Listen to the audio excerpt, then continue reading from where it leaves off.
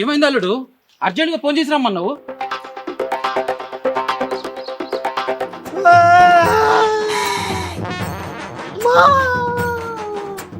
అల్లుడు ఏమైంది? ఎందుకు ఎడుతున్నావు? నాకు విడాకులు కావాలి మామా. ఇప్పి మామా. విడాకులా? ఎందుకు? ఏమైంది?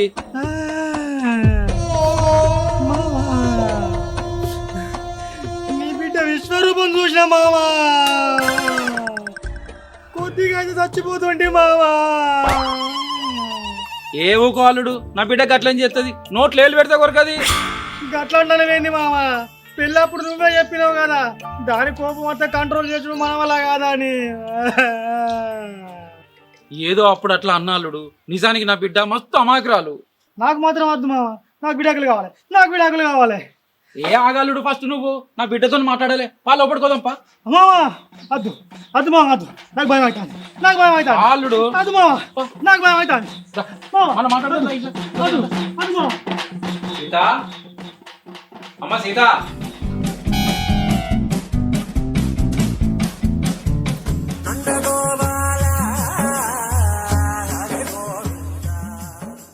ఏందమ్మా అల్లుడు ఏం అంటుండు? ఏం చేసినావు?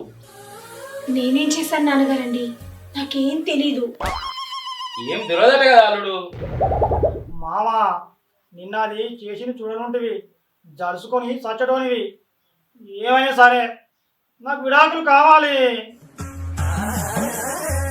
అల్లుడు చూడు, నా బిడ్డ ఎంత అమాయకురాలు. నువ్వు ఉద్దా భయపడ్డావు. నాన్నగారండి చాలా దూరం నుంచి ప్రయాణం చేసి వచ్చినట్టున్నారు కదా, వెళ్ళి ఫ్రెష్ అవ్వండి. సరే బిడ్డ. మామ మామ ఏంటి విడాకులు కావాలనా? నువ్వు ఎన్ని రకాలుగా ట్రై చేసినా నేను వదలను, సచ్చేదాకా వదలను, సచ్చినా వదలను.